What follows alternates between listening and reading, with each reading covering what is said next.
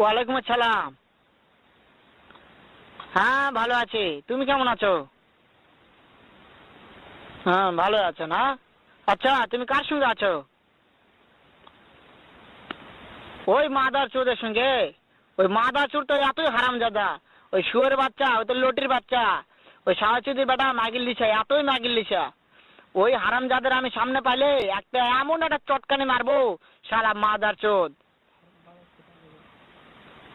শুনো, তবে কি আছে? ওই মাদার চোদ ওই জায়গায় আছে নাকি? ও আমার কথা সব শুনতেছে। ওই সাওয়াচুদির বেটাকে শুনে শুনে আমি বেশি বলবো। শুয়োরের বাচ্চা, শুয়োরের বাচ্চাকে আমি একটা এমন একটা চটকানি মারবো, শালা শুয়োরের বাচ্চা, লটির বাচ্চা।